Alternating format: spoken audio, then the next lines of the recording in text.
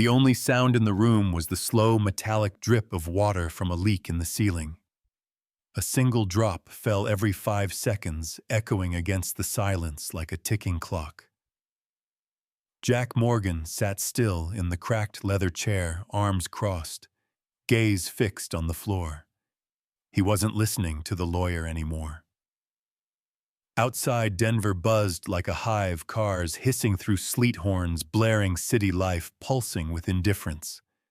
But inside the wood-paneled office, everything was frozen in place like time itself had clenched its jaw and refused to move forward. Walter Briggs cleared his throat. "Jack," the old lawyer said, gently folding his liver-spotted hands over the will. "Your Uncle Sam left you the Morgan Ranch. That's it. Your sister inherits the house, the vehicles, and the bank accounts." Jack didn't blink, didn't move. Emily shifted beside him with a sigh sharp enough to slice paper. "You can't be serious. That place is worthless. It's a rusted-out relic." Walter reached into a drawer and pulled out a small object wrapped in worn cloth. He placed it gently on the table in front of Jack. When the cloth fell open, it revealed a key. Iron, heavy, pitted with rust and age but solid. Jack stared at it like it might bite. Emily scoffed. "They left you the ruins, Jack. Let it go, it's just land and ghosts." Jack finally looked up. His eyes, gray and weathered, cut across the room like a blade. That land kept Sam alive longer than any of us expected. Maybe it deserves more than a bulldozer. Emily leaned forward. "You've got nothing tying you to that place. No money, no job, no reason to stay out there except to go mad." Jack didn't answer. He picked up the key. It was heavier than it looked. 3 days later, Jack and Ghost were crossing into Montana, under a sky the color of old steel. Ghost. A massive German shepherd with a notched ear and eyes too human for comfort, sat in the passenger seat, nose twitching against the cracked window. His fur bristled with anticipation. Jack hadn't been back to the ranch in over 15 years.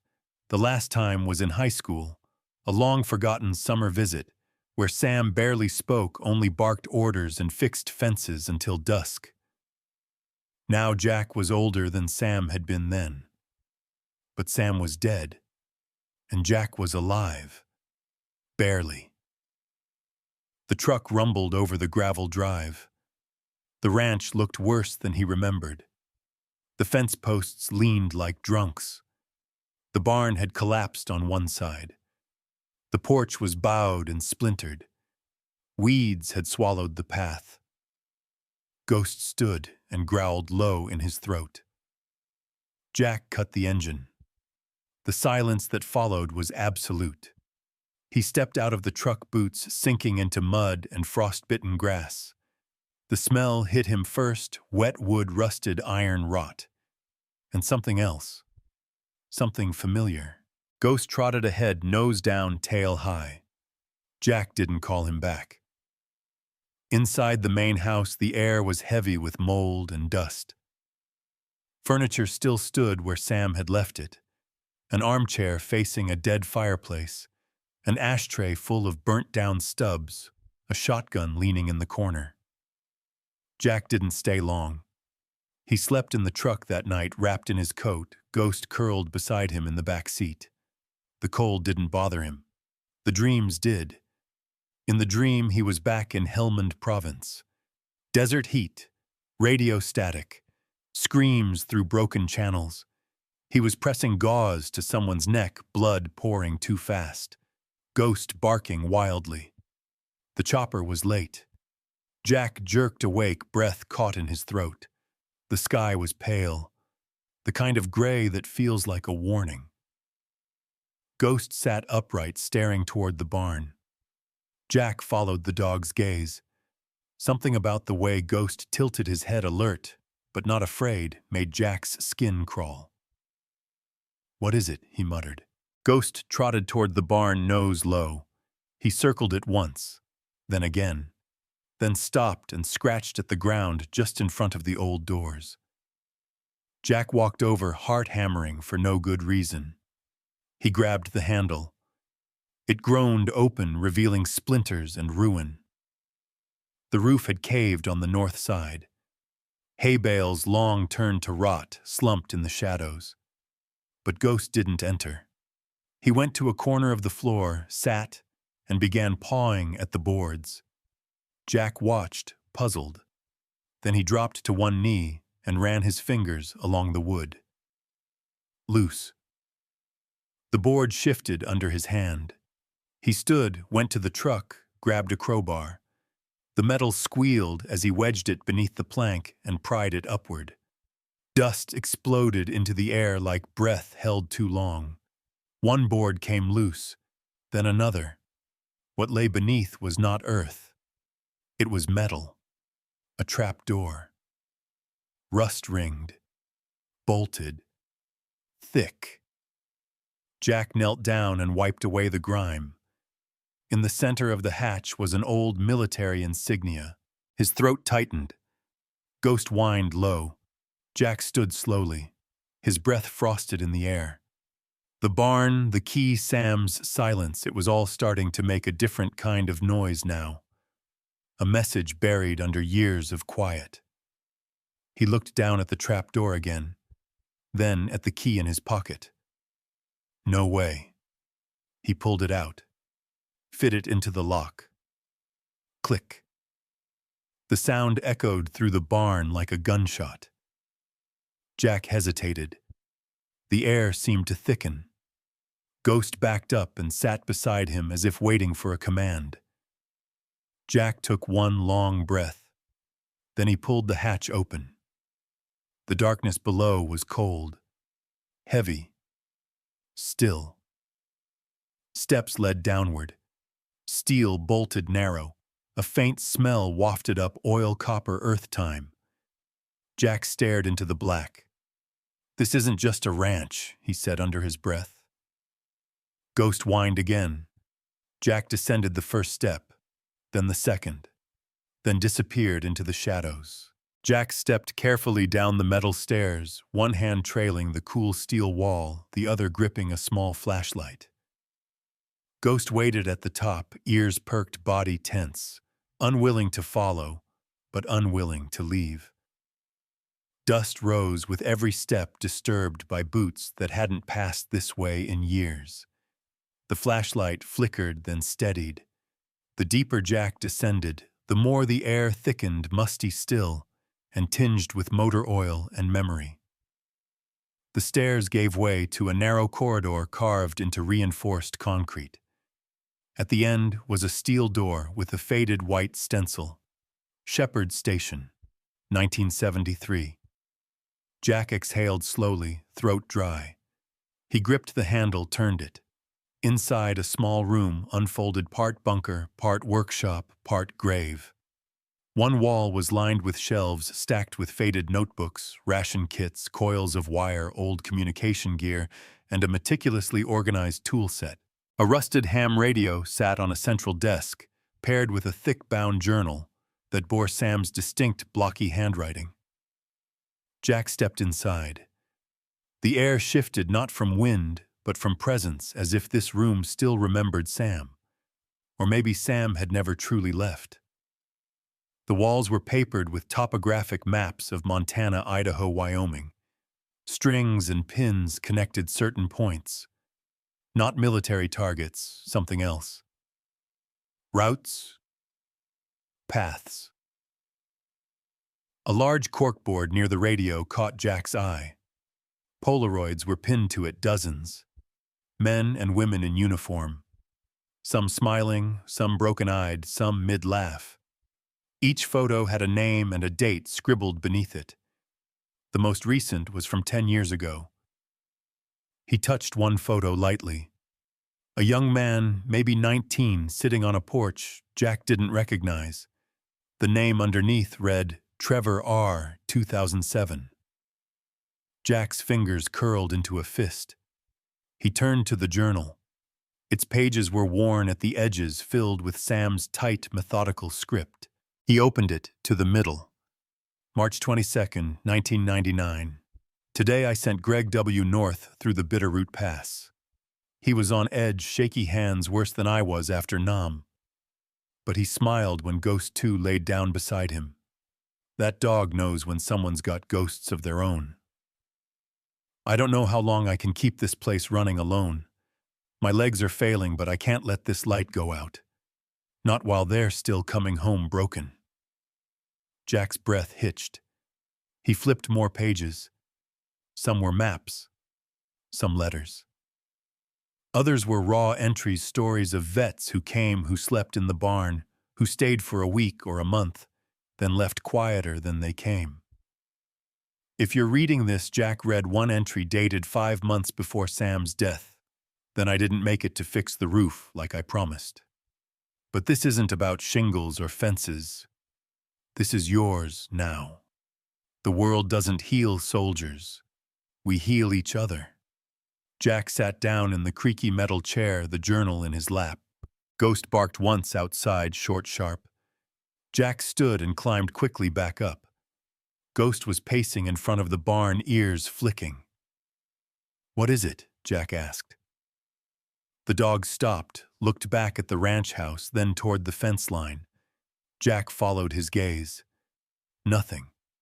Just open prairie, waving grass, silence. Ghost trotted a few steps, then circled back. His tail wagged once, then twice, tight, purposeful motions. Jack narrowed his eyes. Ghost doesn't wag like that unless something matters. Ghost let out a low bark and took off at a brisk trot toward the fence. Jack followed. The dog led him to the far edge of the property, where the barbed wire sagged low. There, half buried in dirt and tangled brush, was a rusted metal box. Jack crouched and tugged it free. Ghost sat beside him, still alert. Inside the box, old radio parts, a sealed envelope, and a worn ID badge. Jack opened the envelope. Inside was a frequency list and a handwritten note in Sam's hand. Emergency relay stations. For when the silence becomes too much. Below it, a list of call signs. Riverbend. Pine Hollow. Sentinel East. And last on the list, Shepherd's Gate, circled twice. Jack pocketed the list and walked back to the barn, Ghost following. Back in the bunker, he flipped on the main breaker. Lights buzzed to life overhead. The air hummed faintly with electricity. He sat at the ham radio and flicked through the dials, tuning slowly. Nothing but static. He pulled the mic closer. "Anyone receiving this? This is Shepherd's Gate. The light is back on." He let go, static. Then kirk. A voice, faint, nearly buried in white noise. "Shepherd's. Repeat. Is that you, Shepherd's Gate? Over." Jack froze. Ghost let out a low whine. Jack pressed the mic again, heart pounding. "Copy. This is Jack Morgan. Shepherd's Gate is active." Another crackle. A clearer signal. "We thought the light went out when Sam died." Jack leaned forward. "Who is this?" Pause. "Maggie Collins. Riverbend Station. We've been listening for years." Silence again. Jack swallowed. He stared at the mic like it might vanish. "I don't know what I'm doing," he admitted quietly. Maggie's voice returned warmer. Neither did Sam at first. Jack lowered the mic, staring at the wall of names and faces. He could feel something shifting inside him, like a door opening, a current pulling him forward. Behind him, Ghost stood and faced the barn doors. Someone else was out there. He didn't know how he knew, but he knew. In the distance, far beyond the fence line, an engine started. A truck. Old. Heavy. Ghost's ears twitched. Jack closed the journal, turned off the radio, and headed for the door. The ranch was waking up. The silence was breaking. The light was back on, and someone was already on their way. The headlights from the oncoming truck cut through the Montana mist like a blade. Jack's hand hovered near the shotgun leaning by the barn door. Ghost stood perfectly still, his body tense, muscles coiled. The hum of the idling engine outside was steady but uncertain, like whoever sat behind the wheel hadn't decided whether to drive in or turn back. Jack stepped out into the cold. The truck was old, a 90s Ford paint faded to a dull green. When the door opened, the hinges screamed in protest, and a woman stepped down bundled in a brown parka, a wool hat pulled tight around silver hair. "Maggie Collins," she said, voice rough but steady. "Riverbend Station. I spoke to you over the radio." Jack nodded once, cautious. "You drove all the way here?" She glanced past him at the barn. Didn't want to say too much over airwaves. You never know who's listening. Ghost approached her, sniffed her glove, then wagged his tail once slow, deliberate. Maggie crouched to scratch his neck. "He remembers me," she said quietly. Jack frowned. "You knew Sam, everyone in the path knew Sam," she replied. "He started the network, but he wasn't the only shepherd. We all took turns keeping the light burning." She looked up at him. "Until it went dark." Jack gestured toward the barn. "You'd better come inside." Down in the bunker, Maggie moved with familiarity, her eyes tracing the equipment, the maps, the old notebooks. "He didn't change much," she murmured. "Same setup he used back in the early 90s. Jack crossed his arms. "You worked here, no? My post was in Idaho Riverbend. We helped process returning vets, got them food work, a place to breathe. Sam coordinated everything from here." She pointed to the red pins on the map. "These are safe houses. He didn't trust government programs after what he saw, so he built his own." Jack stared at the map. His chest tightened. "He never told me." Maggie smiled faintly. Sam never told anyone anything unless he had to. She moved toward the radio and flipped one of the dials. Static filled the room, a whisper of ghosts between frequencies. She adjusted it carefully, listening. "Still works. That's something." Jack sat on the edge of the desk. "You said others are listening." "There are a few of us left. We keep the frequencies alive even when there's no one to answer. Habit, I guess. Hope disguised as routine." He nodded slowly. "Sam's notes said he was helping people. I thought maybe it was local, just a few vets around here. But this..." He gestured to the bunker, the files, the maps. "This is bigger than that." Maggie's gaze softened. He believed soldiers deserved a place that didn't treat them like broken tools. Somewhere they could be seen again. "You understand that, don't you?" Jack looked down. "Yeah," he said quietly. "I do." Later, Maggie walked with him back to the surface. The barn roof leaked in 3 places, and the faint smell of wet hay clung to the air. Ghost lay near the open door, eyes scanning the dark horizon. Maggie folded her arms.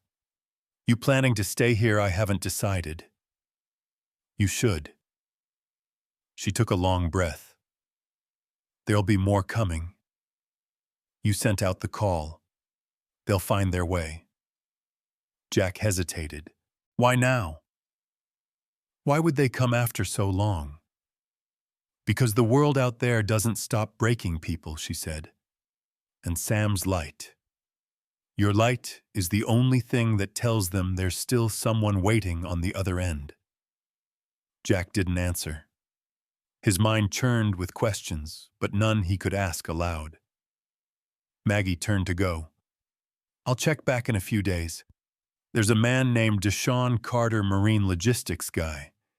If he hears the signal, he'll come. He always does."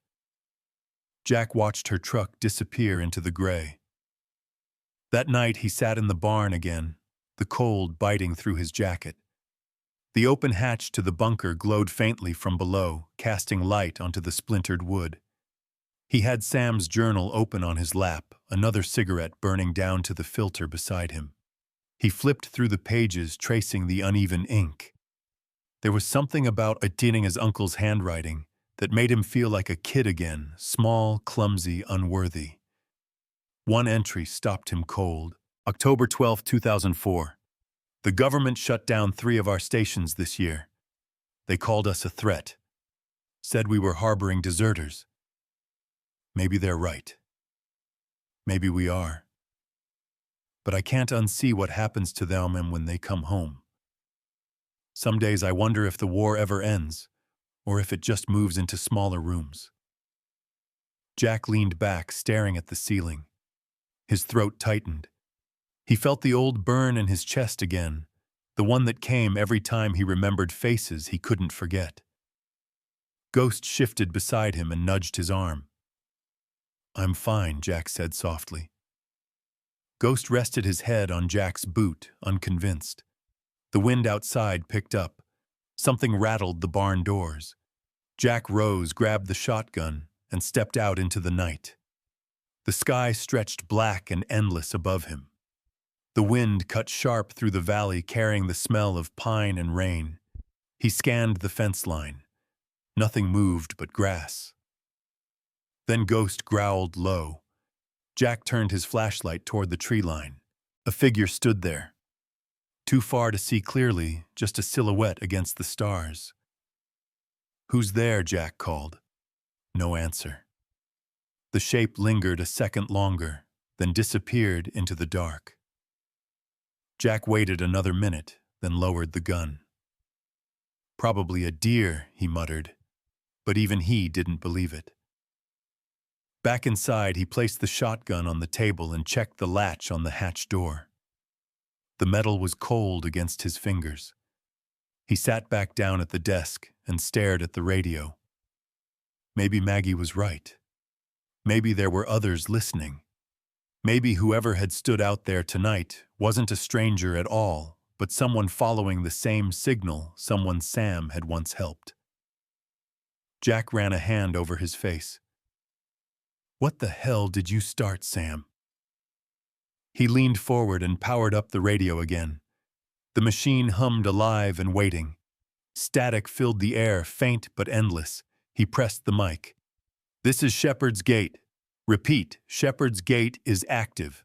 Can anyone hear me?" The silence stretched. Then faintly another voice crackled through. "Copy that, Shepherd's Gate.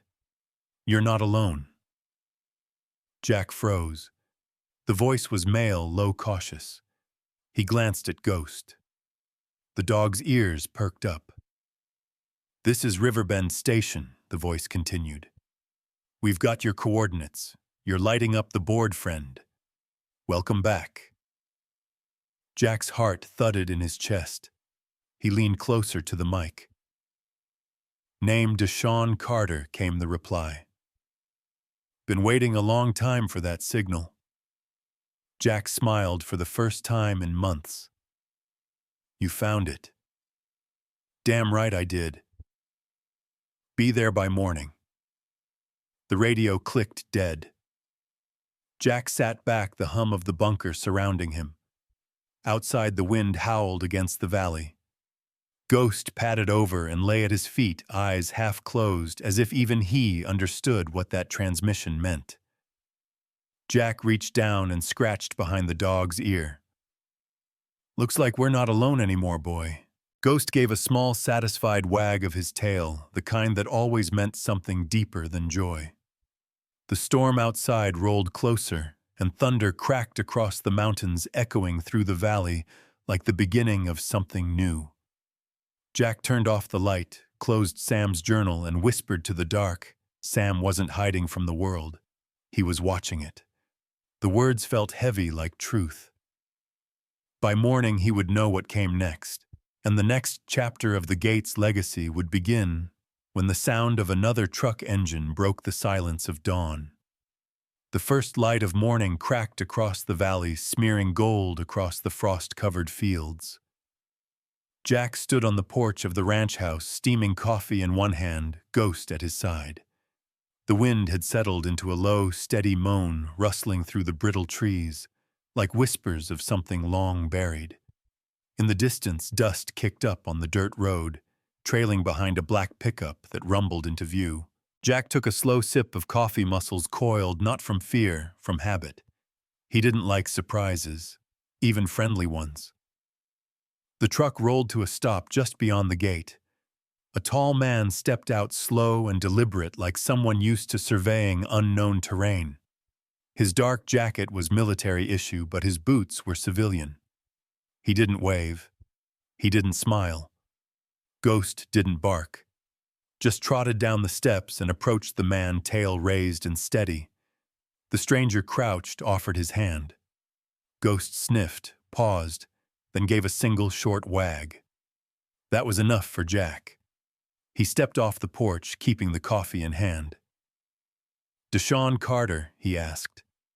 The man rose to his full height, broad-shouldered, scars on both hands, eyes tired but alert. "You must be Jack Morgan." Jack nodded once. "Maggie said you'd come." Deshaun looked past him at the ranch, the barn, the wreck of what once was. "Looks worse than I imagined," he said.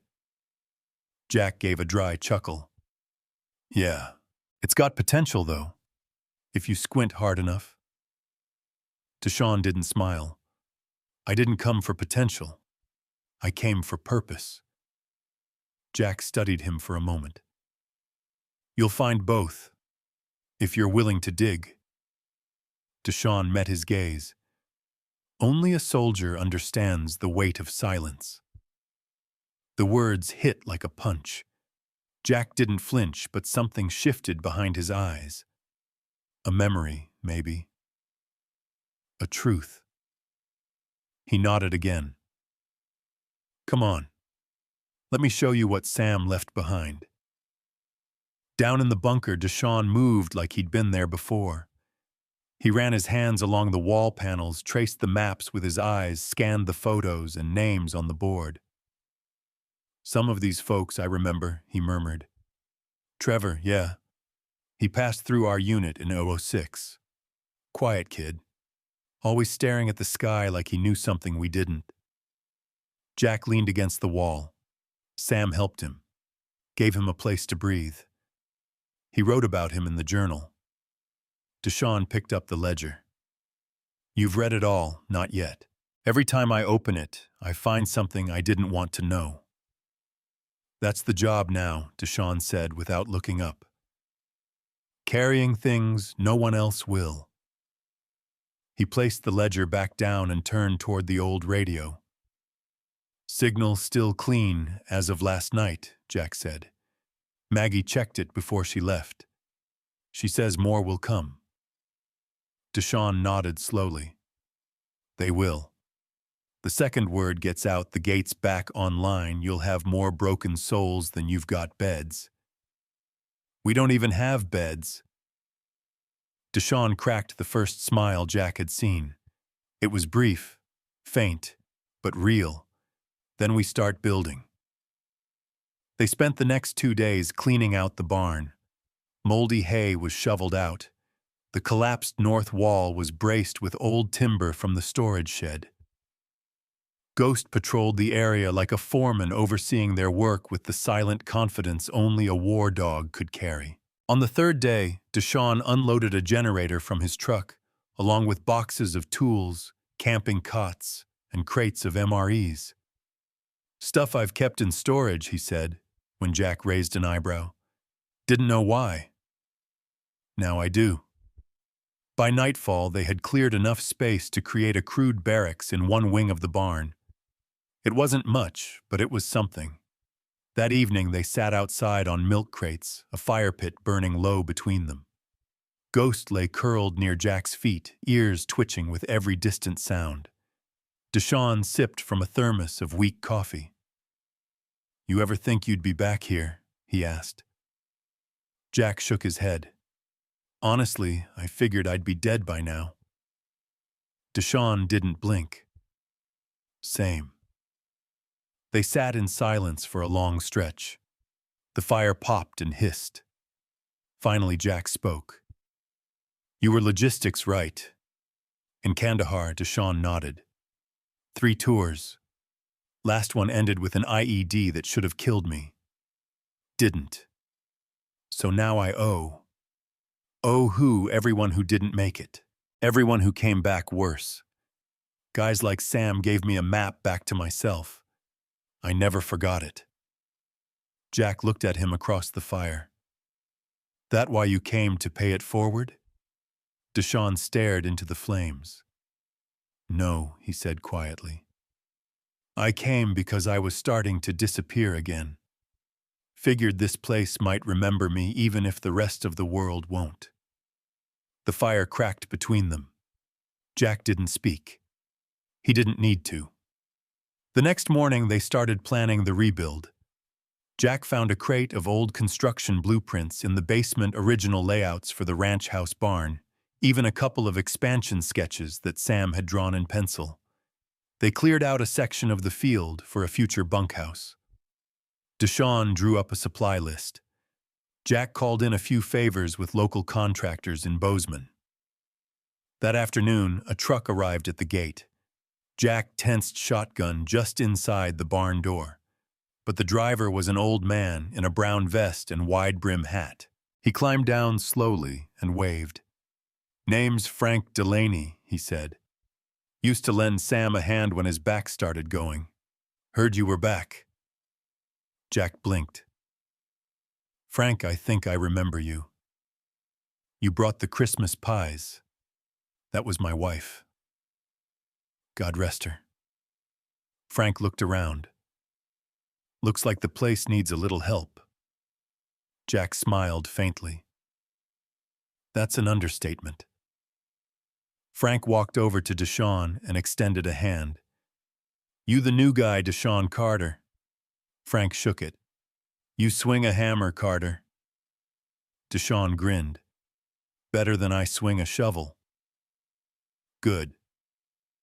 'Cause we got fences to fix and a storm coming tomorrow.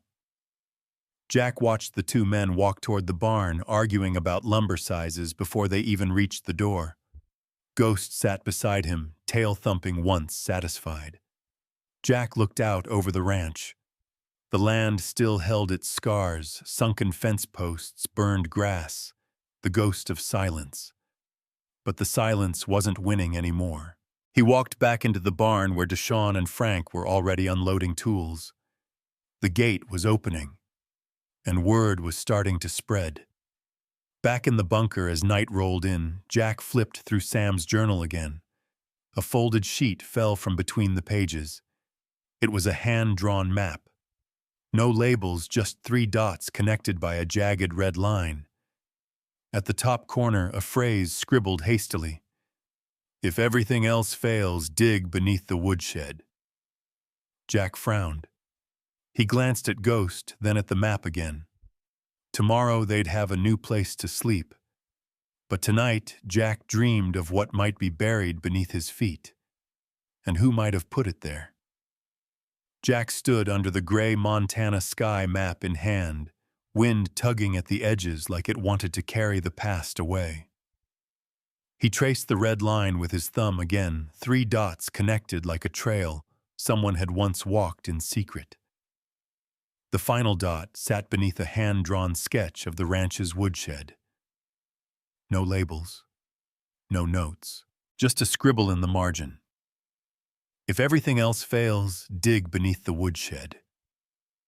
Ghost sniffed at the frosted grass around Jack's boots, circling slowly, ears flicking. Jack knelt beside him and gave his neck a rough scratch.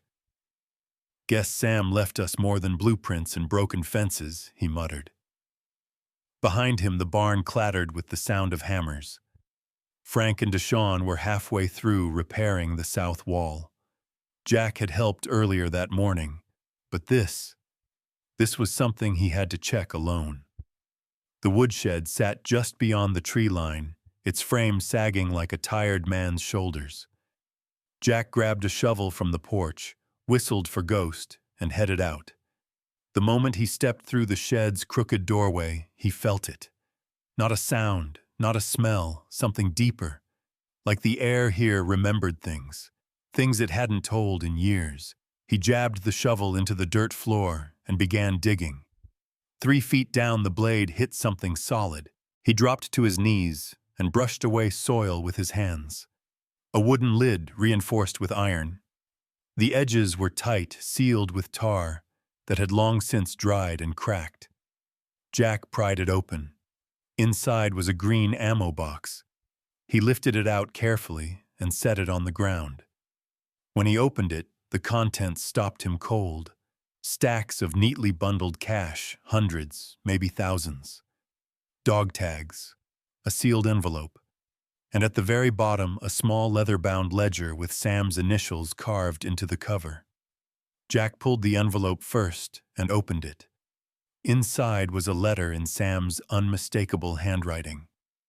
Jack, if you're reading this, it means you're in deeper than I ever planned. This money, don't ask where it came from. Just know it was given, not taken. Every bill was sent by someone the gate helped. People who wanted others to find a way out too. It's not for you. It's not for me. It's for them. You'll know what to do. If not now, then soon. Trust the dog. Trust the land. And when in doubt, follow the silence. Sam. Jack folded the letter slowly and slid it back into the envelope. Ghost nudged the box, then sat beside it still. That night, the barn was warmer than it had been in years. The new generator thrummed outside and the scent of freshly cut timber filled the air. Jack set the ammo box on the table in the middle of the barn, opened it for Deshawn and Frank. Deshawn whistled low. That's a hell of a lot of cash. Where'd it come from? Frank asked, wary. Sam says it was donations. Veterans he helped. People who wanted to keep the gate alive. Frank took off his cap and scratched his scalp. I always thought Sam was broke. He lived like he had nothing. Jack nodded. He didn't need much. But he was building something bigger than himself. Deshawn flipped through the ledger. This is clean. Handwritten records. Each donation tracked by initials and dates. No laundering. No shell accounts. Frank leaned in. You think we should report it? Jack looked at him hard. To who? The IRS. The VA. What do you think they'll do? Thank us. Frank's silence was answer enough. Deshawn closed the box. We could use this. Build real barracks, a proper infirmary. Hell, maybe even a chapel. Jack said nothing for a long moment. Then we're not keeping it. We're reinvesting it. In what Frank asked. In the people Sam meant this place for. 2 days later, Jack filed the paperwork. The Shepherd's Path Foundation was born a non-profit under Montana law. The mission statement was short: to provide refuge, dignity, and a way forward for veterans abandoned by the systems that made them. Deshawn managed the legal side. Turns out he'd studied business before re-enlisting. Frank brought in old contacts from the county contractors, lumber guys, retired electricians willing to donate labor. And Jack, for the first time in years, didn't feel like a ghost inside his own body. He felt steady, not whole, but rooted. They started building. The new bunkhouse foundation was poured by the end of the week. Jack and Deshawn worked side by side, sweat soaking through flannel muscles sore in the best way. Ghost supervised from a patch of sun paws crossed like a king. At night, they ran the radio. Messages started trickling in short ones coded in phrases only another vet would understand. Heard the lights back on. Is this still Sam's place? Got a guy, needs a place. You open. Jack replied to each one. Yes, come, we'll be ready. Late one evening, after a long day of framing, Jack sat in the barn alone, staring at the fire crackling in the makeshift stove. Ghost snored softly at his feet. He pulled out the ledger again, flipping past names he didn't recognize until he landed on one. R. Croft, Zarsons, rejected. Jack blinked. He flipped the page. The next entry was underlined twice. R. Croft. Offer to buy land declined. Croft Associates. Intentions unclear. Watch for pressure tactics. Jack's gut went tight. He reached for his phone, typed the name into a search engine.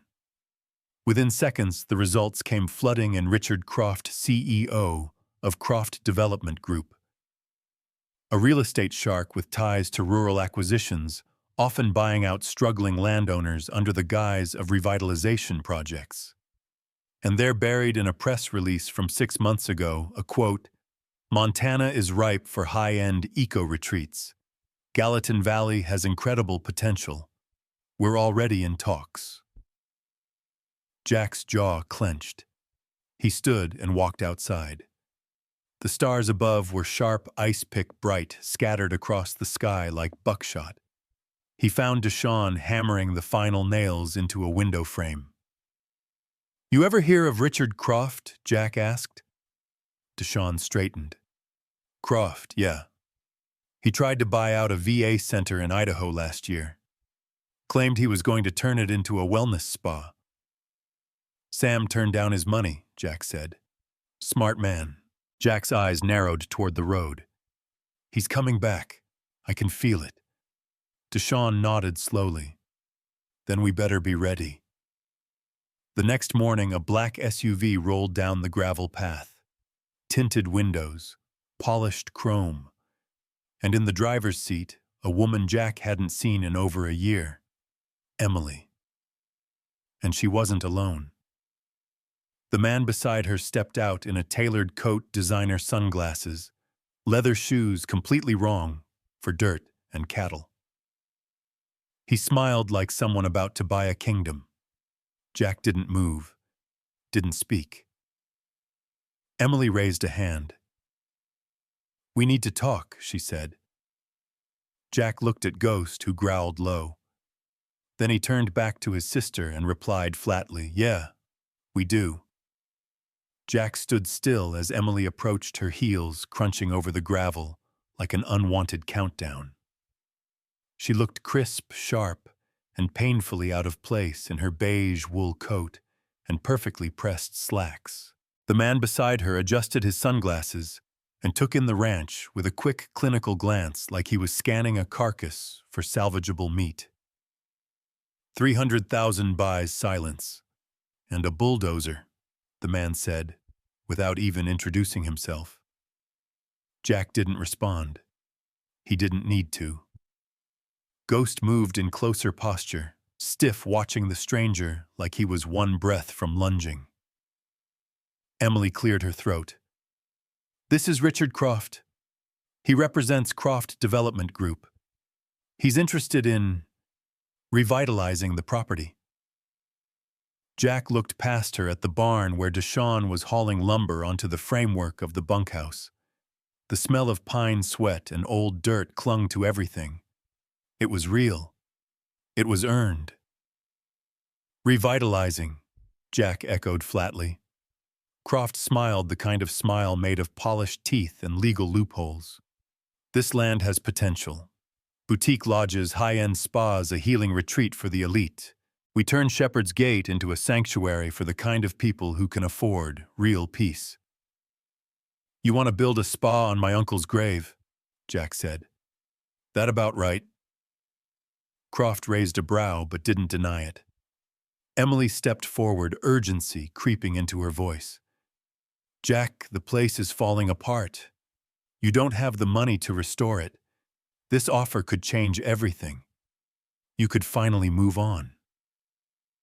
Jack looked at her like she was a stranger. "You think I want to move on? This isn't about me. It never was. Croft took a step closer, lowering his voice like they were sharing a secret. Be smart.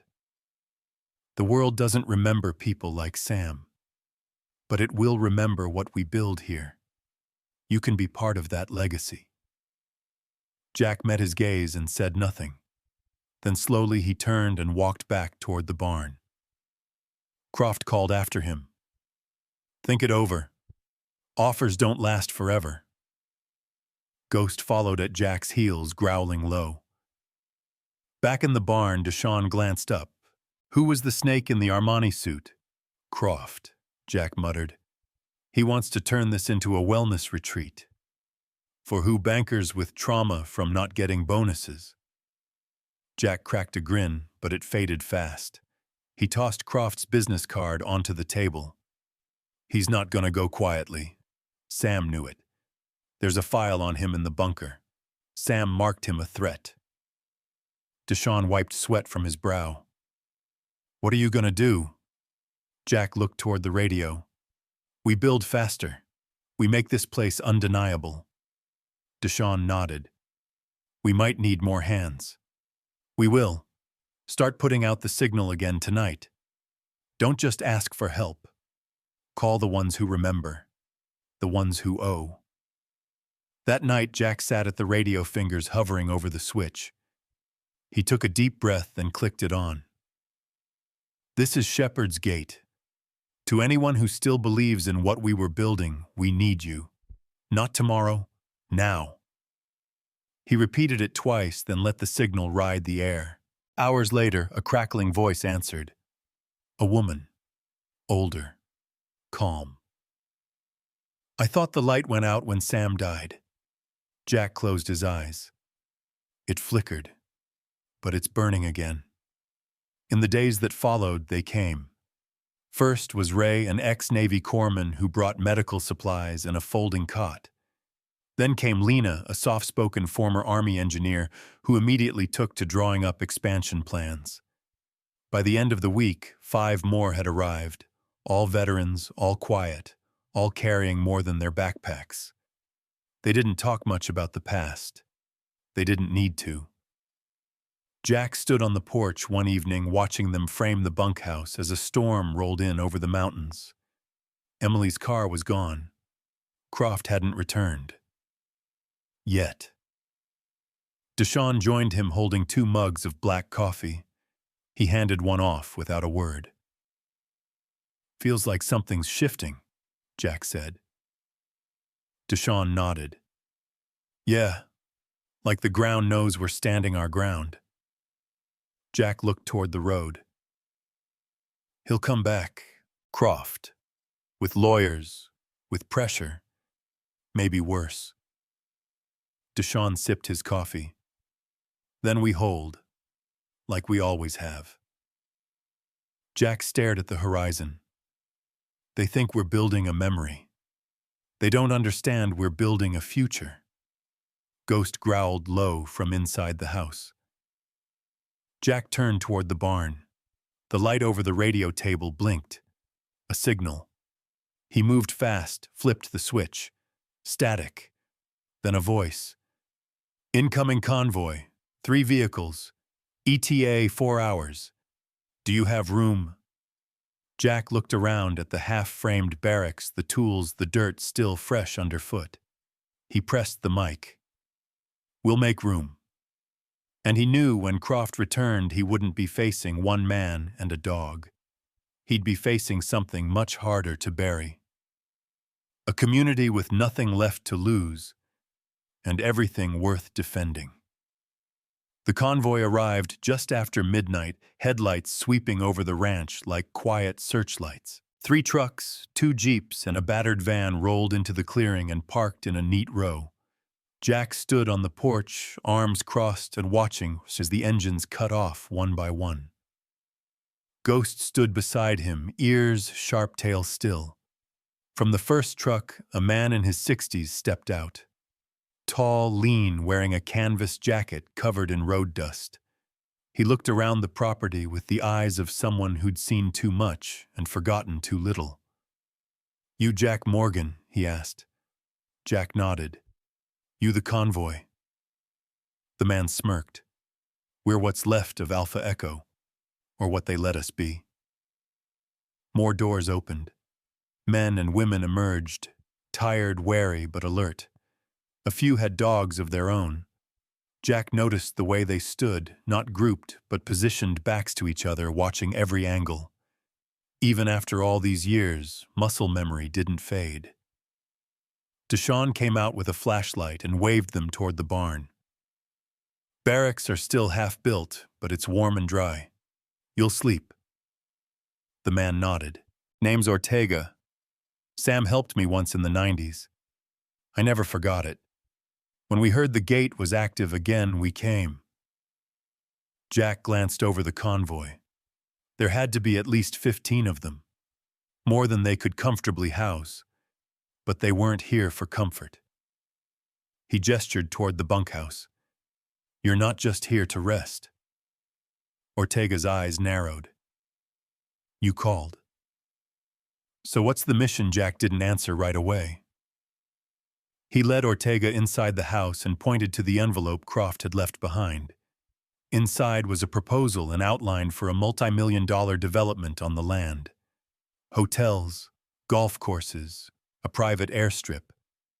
Ortega scanned it, said nothing, just slowly folded the paper and placed it back on the table. Then let him come. But he won't find what he thinks. 2 days later, Croft returned. This time he didn't come with offers. He came with a cease and desist letter, a sheriff's deputy, and a drone overhead filming the property. Jack met them at the gate, hands in his pockets. Ghost was by his side, and behind them Ortega and Lena stood silently, arms crossed. Croft wore the same smile. The deputy looked uncomfortable, like he'd rather be anywhere else. Mr. Morgan Croft began, voice too calm. You are in violation of county zoning ordinances regarding unregistered construction, improper land use, and unauthorized occupancy. Jack didn't blink. This is private property. Croft pulled out a folded document and handed it to the deputy, which is under review due to title discrepancies. Jack took a step forward, voice low. You want a war. Croft laughed. I don't need a war. I have lawyers. I have the law. Ortega stepped forward. And we have the people. You build your legacy on silence. We built ours on blood. You tell me which one holds longer. The deputy glanced at Croft, then quietly folded the paper back into his jacket. This ain't worth it today, he muttered, and walked back to his cruiser. Croft remained a moment longer, watching, measuring. Then he turned.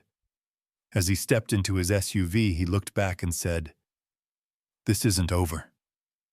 Jack answered without hesitation. You're right. It's just begun. That night the bunker was filled with maps. Jack, Deshawn, Ortega, and Lena sat around the metal table while Ghost lay beneath it, snoring lightly. Croft will go after our permits, Lena said. We need to get ahead of it. File with the county show. We're not a business, but a non-profit under emergency veteran housing. Ortega nodded. I can talk to the VA. I still know people who owe Sam favors. We play this right, we get federal protection. Deshawn tapped the table. If he can't buy the land, he'll try to bury us in paperwork. Jack looked around the room. Then we get louder. We make noise. Not chaos. Visibility. Press. Veterans who've passed through here. Stories. Proof. Lena smiled. Turn Shepherd's Gate into a movement. Ortega leaned forward. You said it best, Jack. This place doesn't belong to the past. It belongs to the broken who still want to fight for something whole. Jack hadn't remembered saying it, but hearing it now, he believed it more than ever. He stood. Let's make it unerasable. Let him choke on our purpose. The next morning, they started filming. Lena set up an old DSLR while Ortega stood in front of the flag Sam had hung decades ago, faded, torn, but still standing. He spoke simply, directly. My name is Diego Ortega. I served in Panama and Iraq. I nearly drank myself to death in 2001. Sam pulled me out of a hole no one else could see. This place is where the world stopped yelling in my ears. If they take it from us, they're not just taking land. They're taking the only place that never asked us to be anything but honest. Others followed. Lena, Ray, even Jack. The videos went online. They caught traction. Veterans from all over the country started commenting, sharing, sending messages of support. One message came from a journalist Jack remembered from his deployment in Mosul. A woman named Rachel Keys. I saw the footage. If you'll have me, I want to tell the story, the full story. Jack replied with 2 words, get here. By week's end, they had 20 residents, a media contact, and 3 different veteran organizations asking how to support. But Jack knew the next storm wasn't far. He found Deshawn in the barn repairing a broken frame. He'll push harder now. Deshawn didn't stop working. Then we pushed back. Jack looked at him.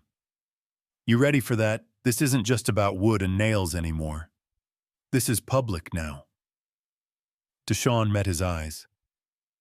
I didn't come here to hide. I came here to make noise. Jack looked down at the blueprint Sam had drawn years ago, a dream scrawled in pencil and hope. Then he looked up at the barn walls rising around them, the new bunkhouse, the dogs running free. It was no longer a dream. It was a defense. And the battle had officially begun. Rain lashed the roof of the barn like a warning shot.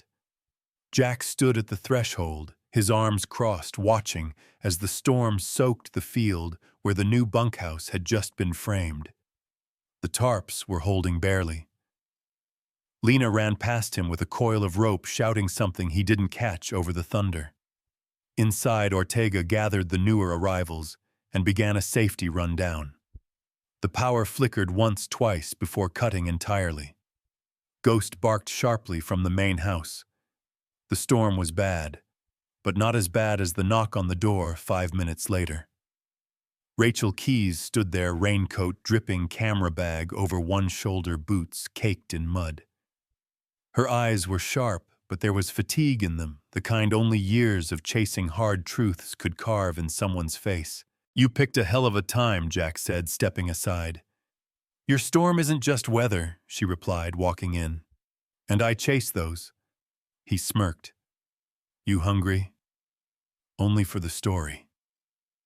In the kitchen, while others scrambled to keep rainwater from pooling near the bunkhouse entrance, Rachel set up her mic and camera. I want to talk about Sam, she said. Jack poured coffee. Everyone does. Nobody really knew him. But you did, she pressed. He met her gaze. Sam saved people, but not with speeches or medals. He gave them a place to land, a place that didn't ask them to be okay. That matters more than anything I ever did in uniform. She leaned forward. So why is Croft trying to tear this down? Really? Jack hesitated. Then he opened Sam's journal and flipped to a page marked in red ink. Because underneath this land is a network of old tunnels. Sam documented them. They were originally military storage, but he found something else. Something tied to Croft's family. Evidence of war profiteering, land theft, and buried testimony. Rachel blinked. You're saying Croft's father was involved in stealing land from discharged vets in the 70s? Jack nodded.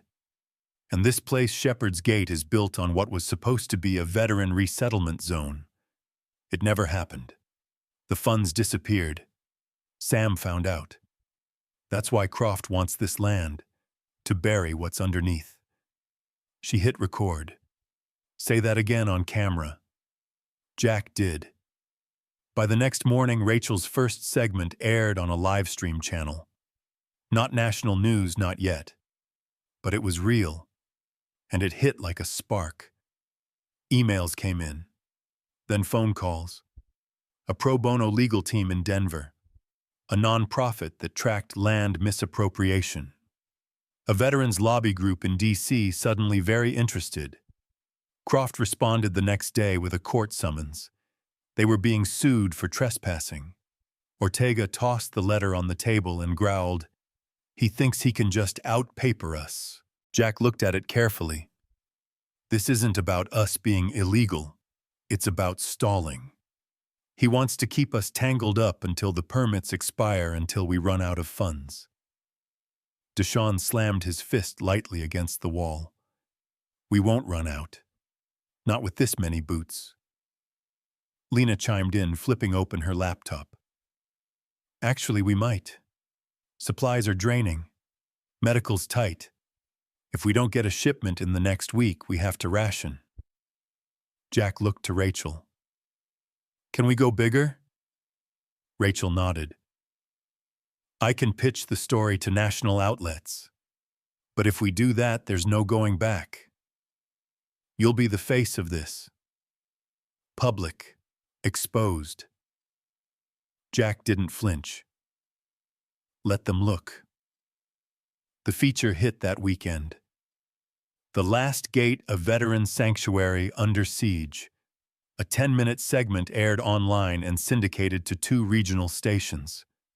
Rachel sat with Jack, Ortega, Lena, and a few others weaving in footage of storm repairs, bunkhouse building, dogs running in open grass. It wasn't propaganda. It was life.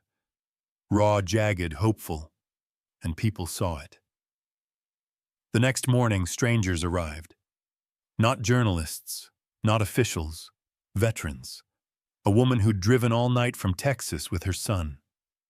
An amputee from Detroit who said he heard Sam's name once in a shelter 12 years ago. 2 brothers from Oregon who had served with Ortega and hadn't spoken since their discharge until last week. They didn't ask permission. They just walked up the drive, nodded, and joined the work. It was happening. Jack watched from the edge of the barn, Rachel beside him. This is bigger than Sam now, she said. He nodded. It always was. We just didn't see it. She glanced down at her recorder. What do I call this chapter? Jack thought a moment. Call it resistance. Because we're not just surviving. We're standing. She smiled. That's your headline. That night, someone cut the generator. The compound went dark. Ghost barked sharply. Jack was up and moving before anyone else. Lena grabbed a flashlight. Deshawn had already stepped outside with his bat. They found the wire slashed clean. No tracks, no sound. Ortega looked toward the tree line. Croft, he muttered. He's not done.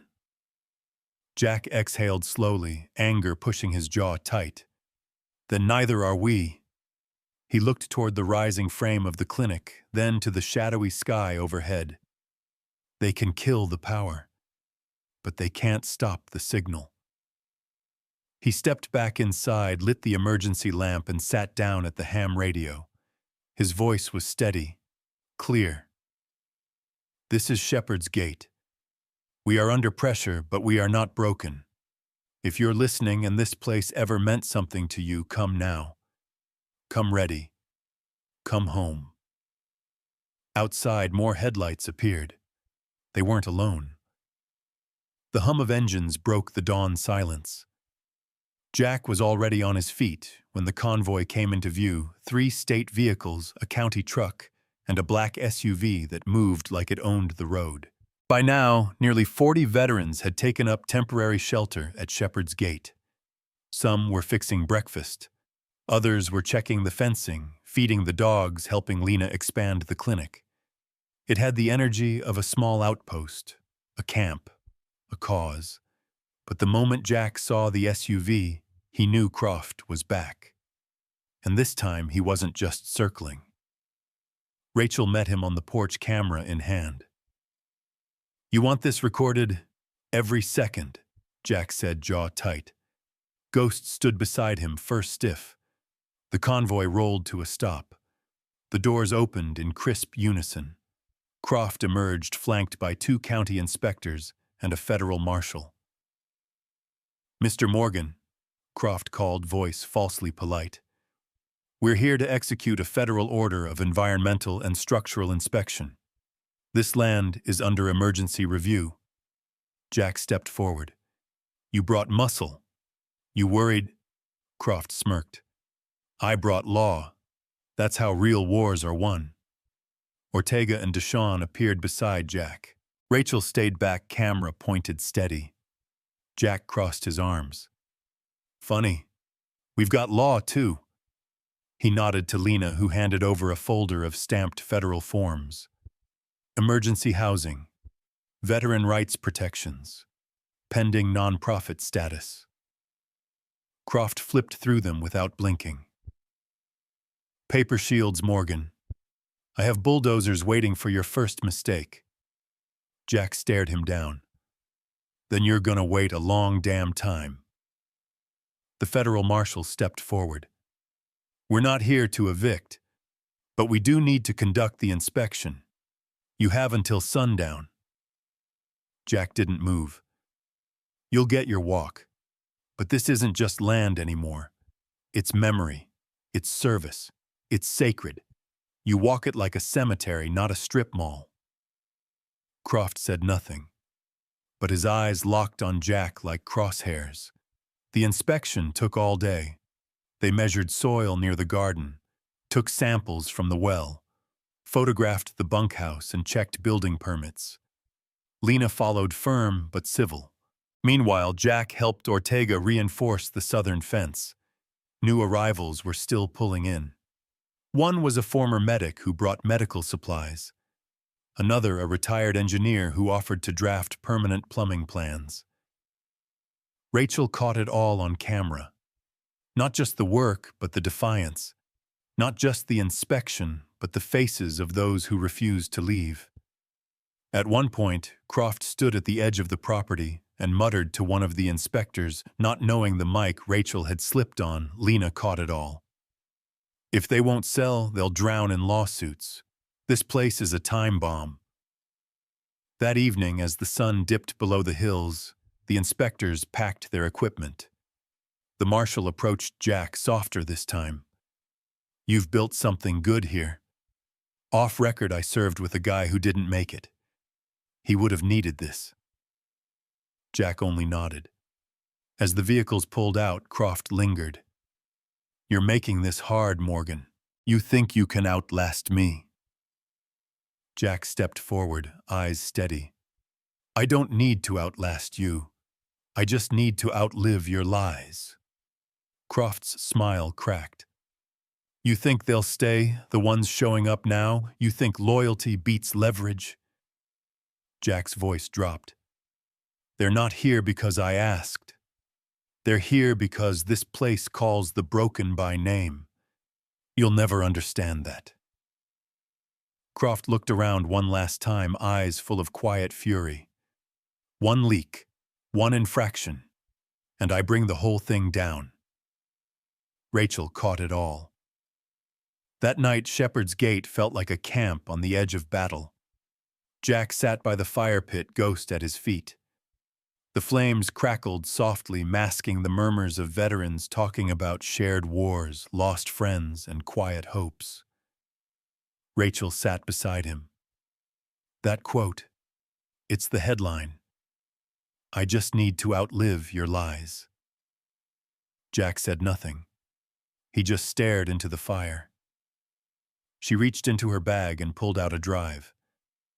"I've got 3 outlets waiting. Bigger ones. National. I haven't sent anything yet. I wanted your say." He looked at the fire again. "Release it, but not as pity, not as scandal. Let them see the weight of what you lose when you destroy something like this. She nodded. You think this will end him? Jack exhaled. No, but it might make the next place harder to erase. The broadcast aired 3 days later. It ran online. Then it ran on cable. Veterans groups, civil rights attorneys, even senators started mentioning Shepherd's Gate by name. The footage of Croft's threats. The stories of those who'd found safety. The tunnels. The buried history. The lies. Croft responded with a lawsuit. Defamation. Fraud. Trespass. But the tide was turning. An attorney named Ruth Velasquez reached out. She specialized in land restoration for veterans. She offered her firm's services pro bono. And in the mail, Jack received an envelope. No return address. Inside a copy of a land deed, signed 1973, designating the ranch for use by veterans.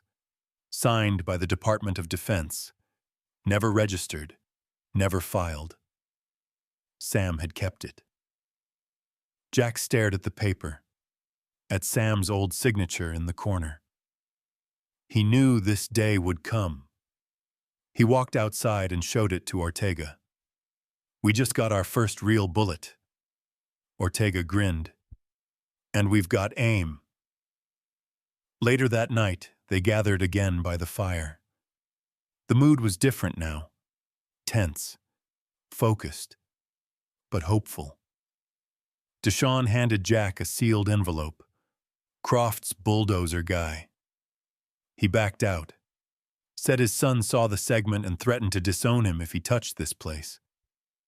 Jack smiled faintly. That's how we win, not by force, by reflection. He looked up at the stars. This place wasn't safe yet, but it was no longer invisible. It was heard. And that meant Croft was running out of darkness to hide in. The wind shifted. Somewhere in the distance, thunder again. Ghosts stirred. Rachel pressed record. Jack whispered, not for the camera but to himself, "Let the truth dig deeper than any shovel he owns." And with that, the reckoning began. Lightning split the sky over Gallatin Valley, illuminating the ridge for just a heartbeat. In that moment, Jack could see the rain-slick silhouette of the bulldozer stalled on the access road, its operator-gone cables cut its threat rendered meaningless. The land was soaked, but Shepherd's Gate stood. Inside the barn, Jack spread the Department of Defense land deed across the long table. Ortega, Lena, Deshawn, Rachel, and Ruth Velasquez stood around it, steam curling from mugs of weak coffee. The room smelled of earth dogs and stress. This, Ruth said, tapping the yellowed paper, is the linchpin. It proves intent. The land was earmarked for veteran resettlement. It was never lawfully redirected. Croft's claims collapse if we authenticate this and file for a historical restoration claim. Jack nodded. Sam must have been sitting on this for years. Waiting. Deshawn shook his head. Or protecting it. You bury things when you know they're dangerous. Then it's time to dig them up, Jack said. All of them. That afternoon, under gray skies and with shovels in hand, they returned to the old tunnel entrance behind the collapsed shed. The veterans worked in shifts, uncovering a narrow shaft Sam had mapped in his journal. It took hours, but eventually, they reached the rusted steel hatch. Ortega cracked it open with a crowbar and a grunt. Dust and damp earth spilled out, and the stale breath of history rushed over them. Jack led the descent. They moved slowly, lights flickering across concrete walls. Rusted equipment and old crates marked U.S. property. But deeper in the real find lay waiting filing cabinets warped by time, some forced open, others intact. Rachel documented everything. These records, Ruth said, wiping dust from a manila folder they name contractors. Transfer logs. Sam was right. These are Cold War surplus assets, some sold off illegally, others just vanished. And Croft's father, his name's all over this. Lena flipped through another folder. Land parcels. Dozens. All stripped from vets after discharge due to administrative error. This is systemic. Jack felt the weight of the air shift. Sam wasn't just preserving the truth. He was building a time bomb. Rachel looked up. And now it's ours to set off. They hauled everything they could carry. Back in the barn, they set up scanning equipment and secured the originals. Rachel uploaded footage, Ruth started drafting the case brief, and Ortega locked the door with a new chain. That night, around the fire again, the veterans were quieter. Focused. We're holding something powerful now, Ruth said. But it's not just paper. It's the narrative. Croft's empire was built on silence. You've broken that. What comes next will hurt him. Jack stared into the flames. We didn't start this fight, but we're finishing it. The next morning, the retaliation came. The front fence was found cut clean in 3 places. The garden beds were trampled. Someone had smashed the solar panels with rocks. No one saw who did it. Rachel's camera caught the aftermath. Jack didn't flinch. He gathered the crew. We repair it all. We show them we're unshaken. No one takes Shepherd's Gate down without walking through every single one of us. By midday, neighbors arrived with tools. A local pastor brought meals. A woman from the next county offered to donate new panels. They're afraid of what you represent, she told Jack. Not just your history, your future. That night, Ruth held a conference call with a group of veteran rights lawyers across the country. With the documents, the footage, and the land deed, they had the foundation for a class action suit, not just to protect Shepherd's Gate, but to uncover decades of systemic land fraud. This won't just go after Croft, Ruth said. This could implicate half the board members of his company. Real estate deals across 4 states. Fake foundations. Ghost payments. Sam documented enough to start a firestorm. Jack leaned back. Then let's light it. Rachel uploaded a teaser archival footage of Sam building the bunkhouse voiceovers from Ortega and Deshawn's scans of old files, and finally Croft's veiled threat. 1 leak, 1 infraction, and I bring the whole thing down. The video went viral in under 8 hours. Croft issued a press release, fabricated claims by squatters, trespassing on land earmarked for development, a disinformation campaign. But the momentum had shifted. Several of Croft's partners began distancing themselves. 2 withdrew funding from his latest project. The local paper ran a front-page headline, "Buried Truth at Shepherd's Gate late that night." Jack sat alone outside Sam's old trailer. Ghost lay at his feet, ears twitching. The stars were clear again. Rachel walked up quietly. "You haven't said much today." Jack handed her a folded piece of paper. Sam's handwriting barely legible. "If you're reading this, it means you're still standing. I couldn't stop what they did, but I could leave a fuse. Light it when you've got enough hands to carry the fire." Rachel swallowed. "He wrote this for you." "No," Jack said. "He wrote it for all of us. I was just too late to see it." She looked up at him. "You know what this is becoming, right?" Jack didn't answer immediately. Finally, he said, "This isn't just a ranch anymore. It's evidence. It's legacy. And it's home." The next morning, federal agents showed up. Not to shut them down. To ask questions. A quiet investigator from the Justice Department. A representative from the Department of Veterans Affairs. A civil rights liaison. All of them curious. all of them cautious. Rachel's video had reached them. Inside the barn, Jack laid out the deed, the documentation, the footage, and the list of veterans who had once been promised land and lost it. The agent looked at Jack across the table. You know, this isn't just about Shepherd's Gate anymore. This could reopen dozens of cases, maybe more. Jack nodded. Then do it. Reopen them all. The agent paused, then said, This will get uglier before it gets cleaner. Jack leaned forward. Then start cleaning. Outside, the veterans watched silently. Ghost barked once. That night, the fire burned brighter. The mood was electric.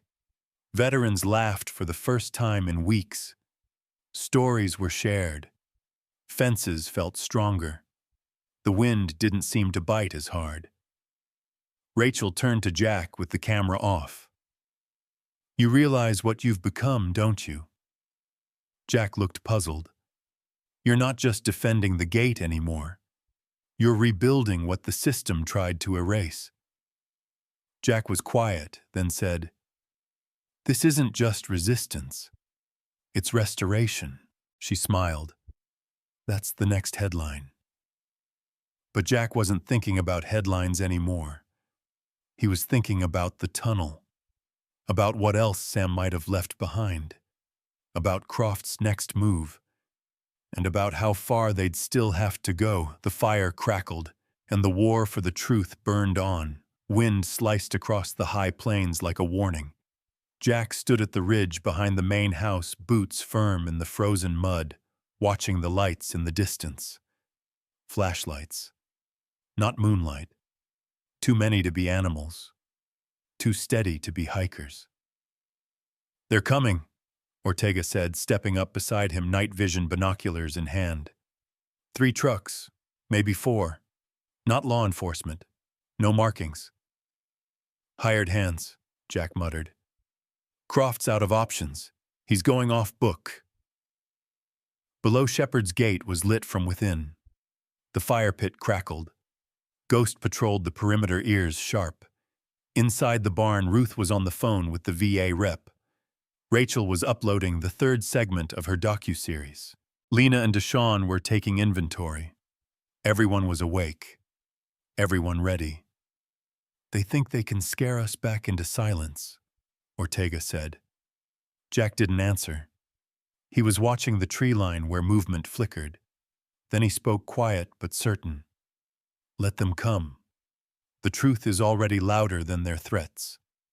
He turned and headed back down the hill. 20 minutes later, the truck stopped just outside the main gate. 6 men stepped out. No uniforms.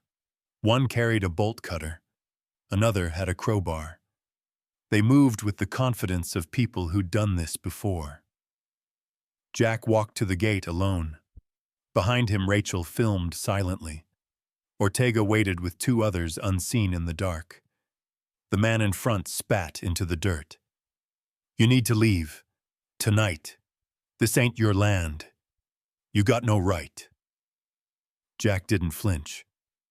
That a threat or a confession? Just a heads up. Jack took a step closer, calm as fire. Let me be clear. You put 1 boot past that gate and the story becomes assault, not land use. And I promise the camera doesn't blink. Another man stepped forward. Younger. Cockier. What if the camera breaks? Rachel spoke from the shadows. Then the satellite backup picks up where we left off. Silence. The lead man gritted his teeth. This ain't over. Jack smiled coldly. You're right. It ends in court, with Croft on the stand. They hesitated. Then they turned and left, tires spinning dirt into the night. Jack exhaled slowly. Rachel lowered the camera. You handled that like a fuse that refuses to blow. He didn't smile. They'll be back. Croft's not stupid, just arrogant. Rachel nodded. Then we stay ready. By morning, the next video was live. Footage of the standoff, the threats, the resolve, the footage of Sam's journal being matched with the old land records. Ruth explaining legal precedents. It hit 3 million views by noon. And by afternoon, a warrant was issued. Not for Jack. For Richard Croft. Fraud. Evidence tampering. Historical land theft. Obstruction of justice. The sheriff didn't say much when he showed up. Just nodded to Jack and handed him a copy of the filing, then drove out heading toward Bozeman to serve the warrant. Jack sat on the porch, the paper in his hand, Rachel beside him. "We got him," she whispered. He didn't respond right away. "No, the system got him. We just reminded it how." That night, people began arriving. Not just veterans, locals, donors, volunteers, a group of law students from Missoula, a retired judge who said he served with Sam in 1972. They brought blankets, tools, stories. They stayed. Lena looked overwhelmed. "We have more people than beds." Ruth smiled. "Then we build more." In the barn, Ortega opened a case Sam had left sealed in the root cellar. Inside, maps, affidavits, a tape recorder with a single labeled cassette. Ortega handed it to Jack. His voice, "One more time." They played it. Sam's voice crackled, aged but steady. "If you're hearing this, then you stood your ground. That matters more than medals. You did what I couldn't. You held the line. Make them see. Make them remember." The room went still. Jack swallowed hard. "We will, Sam. We already are." 2 days later, Croft was arrested. It made national news. His lawyers tried to spin it. Blamed rogue employees. Denied knowledge of the tunnels. Called the veterans trespassers. But no one bought it. The footage was too clear. The documents too solid. The truth too loud. Croft was denied bail. That evening, the fire pit blazed again. Someone brought a guitar. Someone else passed around a bottle of aged bourbon Sam had hidden for when the storm passes. Jack sat quietly staring into the flames. Rachel sat beside him. Tomorrow, the State Land Commission votes. If they ratify the veteran deed, Shepherd's Gate becomes untouchable. Jack nodded. And if they don't, she met his eyes. Then we remind them who they're trying to erase. He leaned forward. This place isn't just protected by paper anymore. It's protected by memory. That's the strongest armor we've got. At dawn, Jack climbed the ridge one last time. Ghost followed. Below Shepherd's Gate was alive. Smoke rising from chimneys, laughter from the barn, the sound of hammers, the hum of rebuilding. He looked toward the east, toward Bozeman, where votes would be cast, where men in suits would decide the fate of ground, soaked in sweat, sacrifice, and stories. He whispered almost to himself. They thought fire would silence us, but we turned it into signal. Ghost barked once. Jack turned and walked back down the hill. Here is chapter 12 in plain text. The vote came down at 3:42 p.m., 7-0, unanimous. The Montana State Land Commission officially recognized the deed left by Samuel Morgan as valid, binding, and historically protected. The entire 312-acre ranch was permanently granted nonprofit veteran sanctuary status. No developer, no bulldozer, no crooked loophole would ever threaten Shepherd's Gate again. When the call came in, Jack was in the field helping Ortega string new fencing. His phone buzzed once, then again. Then Rachel sprinted down the dirt path barefoot, waving a printout in the air. They ratified it, she shouted. All 7 votes, no abstentions. It's done, Jack. We won. Jack paused, mud on his gloves, boots caked in frost. He didn't jump, didn't shout. He just let out a slow breath and closed his eyes. Ghost barked once, circling him like he understood. Ortega let out a cheer that echoed across the field. Deshawn clapped Lena on the back. Rachel laughed through tears, shoving the document into Jack's hands. He read it. Every line. Not because he didn't believe it, but because he wanted to hold it. Feel it. Proof. That the truth could survive anything, time, silence, even fire. That night, the celebration at Shepherd's Gate felt like a homecoming and a revival all at once. Bonfires were lit. Food was cooked by the same hands that had once held rifles, 4 bags, or nothing at all. Guitar strings hummed beside the laughter of children whose fathers had once been too broken to smile. Old boots stomped against the frozen dirt, in rhythm with drums hand-built from barrels. A banner hung above the barn. Welcome home.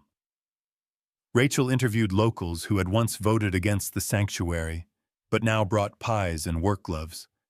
Ruth received word that her case had sparked 5 other states to review veteran land repossession. She smiled at Jack. One place, Jack. You turned one place into a movement. He shook his head. Sam did. We just made sure the fuse reached the powder. As the fires burned low, Jack walked to the ridge one last time. This time he brought a shovel. Ghost followed, limping slightly, a reminder that even loyalty bears scars. Beneath the great oak, what was left of it, Jack dug a small hole. Not deep, just enough. He placed Sam's last journal inside, wrapped in oilskin tied with military-grade twine. On top of it, he laid a new entry, his own, written in the same kind of leather-bound book. For whoever finds this, Pyong, it began, know that this land doesn't belong to heroes. It belongs to those who remember what it cost to become one. He covered it gently, then stood brushing the dirt from his hands.